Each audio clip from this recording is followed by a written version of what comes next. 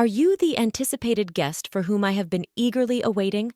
I have a matter of utmost importance to discuss with you. Would you kindly spare a moment of your time? As I was on the verge of entering the restaurant, a woman clad in chef's attire, her countenance fraught with tension, approached me. Intrigued, I pondered the nature of her inquiry regarding my meal. However, upon listening to her, I was struck by a startling revelation that left me visibly shaken. My name is Emily Thompson. I am 31 years old and employed in the advertising industry, she revealed. I dedicate myself diligently to the craft of creating compelling advertisements. Although the task is rife with challenges, the rewards are immeasurable. Emily continued, her voice trembling slightly. My husband, John, whom I encountered through our shared profession, is a year my senior. We have been married for a year, and as a dual-income household, we efficiently divide our domestic responsibilities, supporting each other in managing our lives. Initially, our interactions were strictly confined to matters of work. Yet, as time elapsed, our conversations transcended the professional realm, deepening our bond. It dawned on me with each passing moment that our connection was evolving into something profound, something beyond the confines of mere professional camaraderie. We shared similar interests and values, and I started developing feelings for him. Fearing that we might not see each other often after our collaborative project was coming to an end, I mustered the courage and confessed my feelings to him. Despite my nervousness, he accepted my feelings, and we started dating. After a year, he proposed, and we got married. Before marriage, John revealed that he had been previously married and was divorced. They were married for about a year, had no children, and mutually decided to part ways due to differing values. It seemed like John regretted not being able to make his previous marriage work. He appeared a bit reserved when it came to love, probably because of his past experience. But I understood. As long as there were no lingering issues, I didn't mind his past. It wasn't about wanting happiness for marriage, but wanting to live my life alongside John. So, I accepted the fact that John was divorced and went ahead with the wedding. Our married life was filled with happiness, but slowly the real implications of John being divorced began to unravel. After our wedding, we moved to an apartment close to both our workplaces, and John's parents live nearby, and we get along well. Our married life has been smoother than I anticipated. Initially, I had concerns about living so close to my in-laws, fearing potential conflicts, but they were always kind to me. Given our work schedules, John and I hardly have time during the weekdays, but we make the most of our weekends. Living with my husband, due to both of us working, we don't get much leisure time together on weekdays, except for brief conversations at dinner. Therefore, we spend a lot of time together on weekends. We both enjoy eating and often cook dishes we want to try at home. Ideally, dining out would be great, but I have an allergy to fruits from the rosacha family, so I can't casually eat out. Even when I think a dish doesn't contain these fruits, they might be used as a hidden ingredient, making it tedious to constantly check with restaurants. Even a slight touch causes my skin to turn red and swell. I feel bad asking about ingredients at restaurants and have developed an aversion to dining out due to this. I developed this allergy as an adult, and initially, I was taken aback since I hadn't expected it. I recall a time when I ate a lot of strawberries, and my mouth swelled up, making it difficult to breathe. I used to eat fruits frequently, and after getting tested at the hospital, I was devastated to find out about my rosacha fruit allergy. Discovering that I could no longer eat favorites like strawberries, apples, pears, and peaches saddened me. I've had reactions after eating food I thought was safe, only to find out they contained allergens, which further discouraged me from dining out. This made me apprehensive about buying ready-made meals or snacks, adding a bit of stress to my life. Perhaps due to the initial severe allergic reaction and the sadness of not being able to eat my favorite fruits, I became overly cautious about checking ingredients during meals. With my husband while we were dating, my constant checks made me feel apologetic. However, I can't feel at ease without thorough confirmation, and without it, I can't fully enjoy meals. Still, we love eating, and my husband and I would select ingredients and enjoy cooking together, a routine that helped reduce my excessive worries.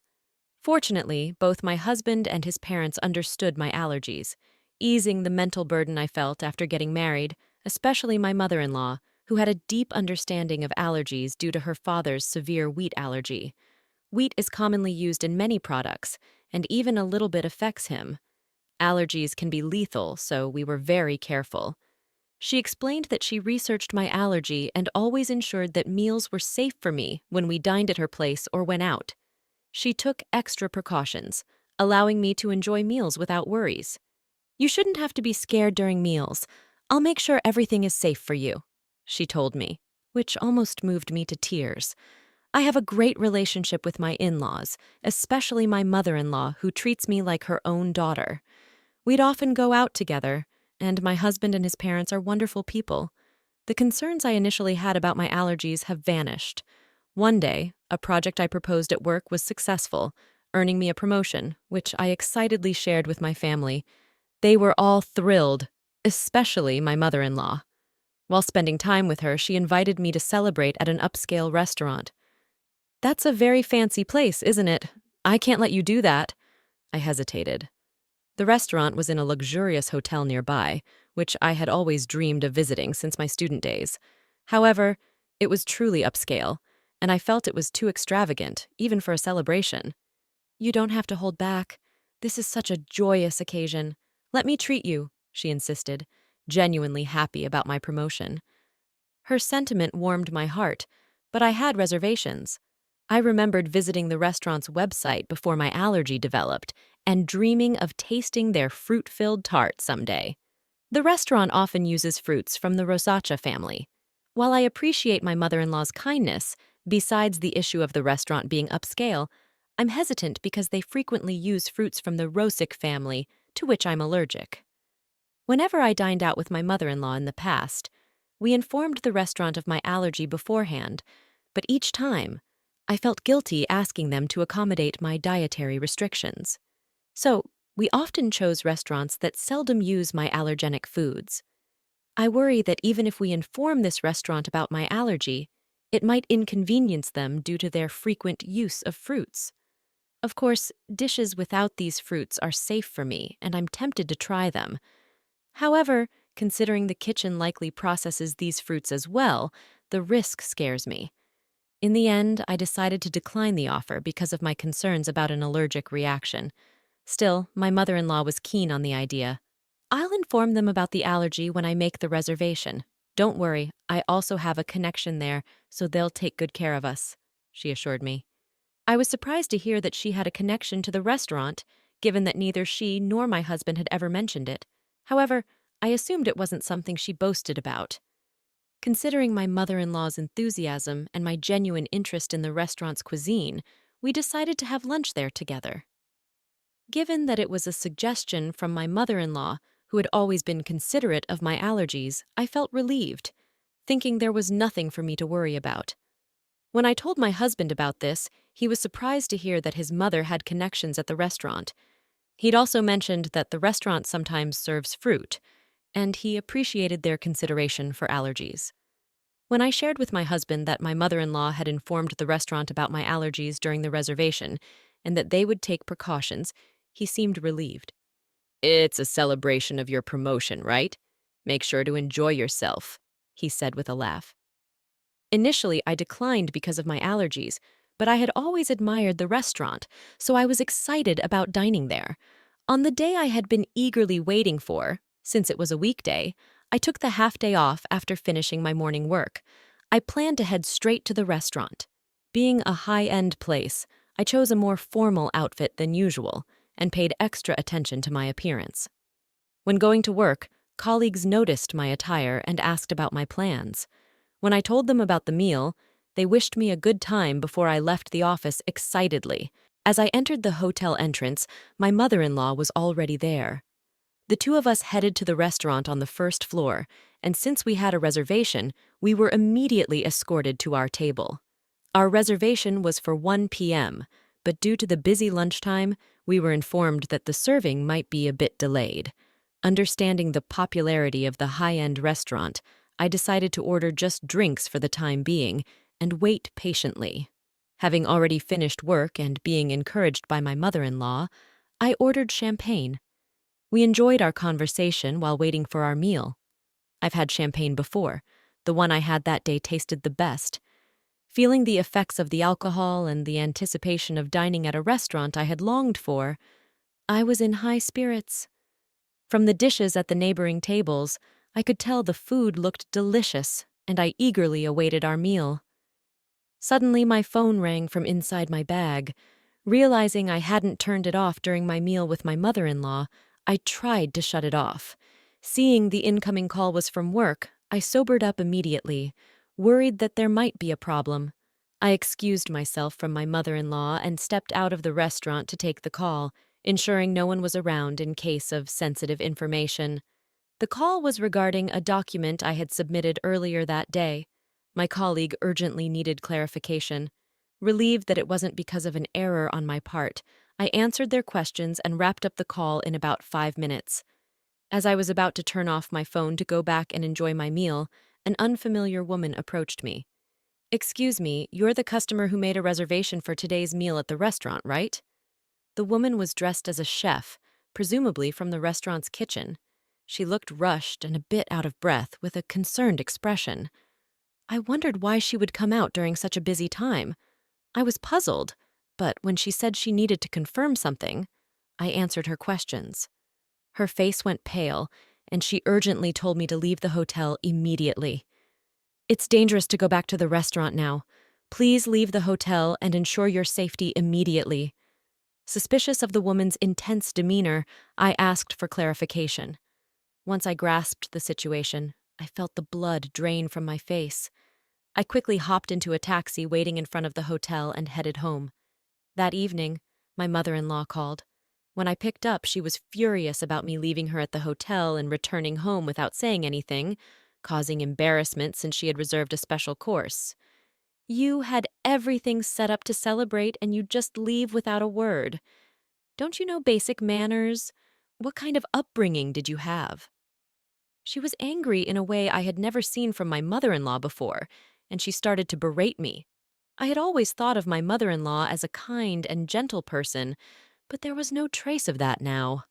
I believed that the kind mother-in-law I had known would be upset if I left without saying anything, and would also be concerned about whether something had happened to me. However, she was furiously yelling with such intensity that I began to believe the rumors about her were true. As I remained silent, she continued to berate me further, complaining even about my parents and how they raised me. "You've been silent this whole time. Don't you realize you've done something wrong? You're not fit to be my son's wife." After a long tirade, she finally seemed to calm down a bit. I then quietly posed a question to her. "You told me that you informed the restaurant about my allergies when you made the reservation today, and I could relax, right? But the restaurant wasn't aware of my allergies. So, what happened?" In fact, the meal today had ingredients that I was allergic to, not only in the dessert, but also in the main courses. The allergenic ingredients were used in marinades and sauces, which weren't apparent just from looking.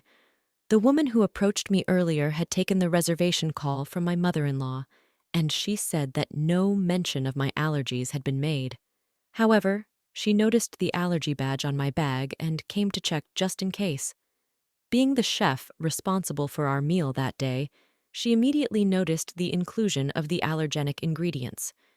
If she hadn't informed me, I would have unknowingly consumed the food with allergens, which would have resulted in a severe allergic reaction.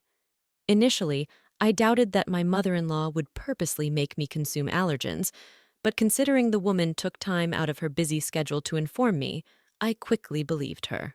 Furthermore, this woman knew about my mother-in-law's true nature, and she deduced my situation, advising me to leave immediately and ensure I went somewhere my mother-in-law would follow.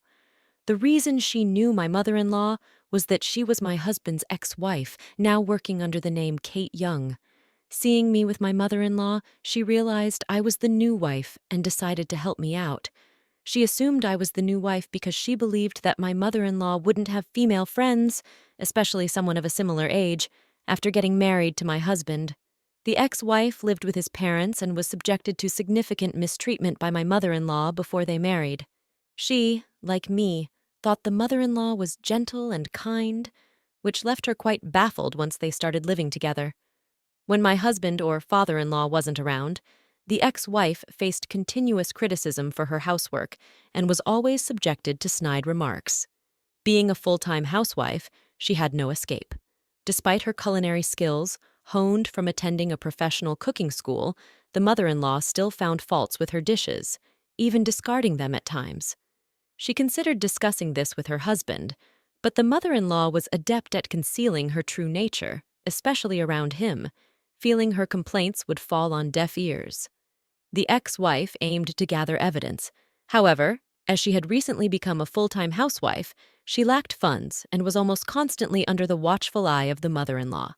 Unable to gather proof and without anyone to confide in, she felt trapped in this life. So she fled in the form of a divorce.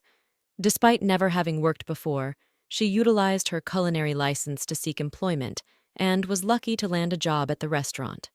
She worked diligently, and over time, the memories of her mistreatment faded, and she began to enjoy her work. After a few years, as she matured into a full-fledged chef, for some reason, my mother-in-law discovered she worked there and started frequenting the restaurant. Upon realizing her ex-daughter-in-law was there, she discreetly threatened her for discounts. While she declined absurd demands, past traumas influenced her to yield to some. The connection my mother-in-law spoke of referred to the ex-wife. When I questioned why she hadn't communicated my allergies to the restaurant, my mother-in-law feigned ignorance. "I knew about your allergies, so I must have told them. Maybe it's the staff's oversight," she countered defensively, placing the blame on the restaurant staff. Given that the reservation call was handled by the ex-wife, it's probable that my mother-in-law deliberately didn't mention the allergies, intending to pin the blame on the restaurant. However, I was already onto her game. Considering the restaurant's stringent guidelines on allergies, if informed, they'd have accommodated my dietary needs. Moreover, they record calls for dispute resolutions, so it would be easy to verify who was at fault. When confronted with this, my mother-in-law, not anticipating recorded evidence, fell silent. I pressed on. "You've always been cautious about my allergies. Why did you not mention them this time?" Until now, my mother-in-law was well aware of the dangers of allergies and always showed concern, so I never imagined she'd do something like this. She knew that by doing this, it wouldn't end well for me. Given that we had a good relationship until now, I was curious why she acted this way and sought an explanation. After a brief silence, she shouted defiantly, "I despise you. You outshine me. You deserve some pain." She was envious, since I received praise at work and was more liked in the neighborhood than her. She arrogantly claimed that even if I spoke out, no one would believe me. If it weren't for this incident, I wouldn't have believed she was capable of such actions. Thus, I had collected evidence to reveal her true nature and confronted her with it. Everyone would believe me. My parents and my husband John are here, listening to everything. Plus, this conversation is being recorded. Everyone present had heard her berate me and her intentions to purposely expose me to allergens. In fact, after leaving the restaurant, I immediately went to my parents' house and had John join us. I had informed them of the situation, and we were discussing our next steps when she called. So I swiftly switched the call to speaker and started recording it for evidence. As a result, we had her incriminating statements on tape. She was taken aback by my revelation and asked in a shaky voice, "Wait, is John there with you?" She never expected her son to find out and asked in a trembling voice. In response, her son, who had been silent and emotionless gathering evidence, spoke up. "I heard everything. I can't believe you'd do something like this, Mom," he said in a suppressed, angry tone. She hastily began making excuses.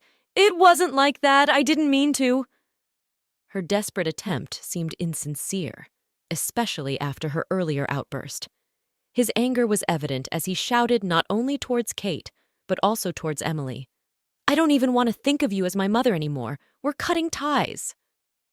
Given the true nature of the mother he had trusted, John was beyond furious. He then declared his estrangement from her, ignoring her cries. Furthermore, my parents said that they would sue her for attempted murder, and John cut off the call, disregarding her voice. Later, when John informed his father about the incident, he was furious and suggested divorce, eventually throwing her out of the house. With no relatives to rely on, no income, and being a housewife, she clung desperately, pleading and crying. Her husband, feeling a final bit of pity, put her in a basic apartment, paid the first month's rent, and told her to find work so she could support herself.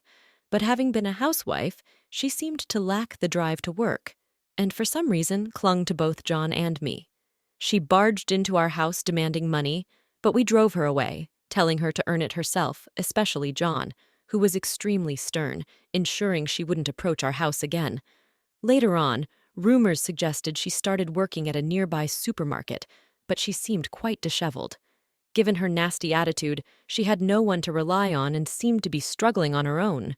I hope she continues to work hard, both for her own expenses and to pay us the compensation. I want her to stay out of our lives. As for why she did what she did, it seems she was jealous of me and wanted to see me suffer. John's ex-wife had moved in after graduating from a vocational school and became a housewife. She was submissive, obeyed her mother-in-law, and had a quiet nature. Due to her unpleasant character, which made her disliked by women, and her enjoyment in bullying those weaker than herself, she used to take out her stress on John's ex-wife. However, I am independent, working and getting promotions. I had a higher social status than her, and was well regarded in our neighborhood.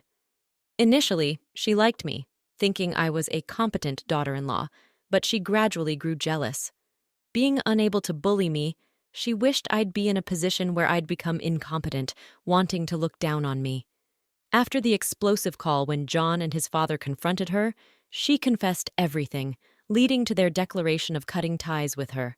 Later, John apologized to his ex-wife for not noticing the bullying. At that time, he was new at his job and deeply trusted his mother, which blinded him to her behavior. Still, he felt he should have noticed and was regretful. His ex-wife assured him she was over it.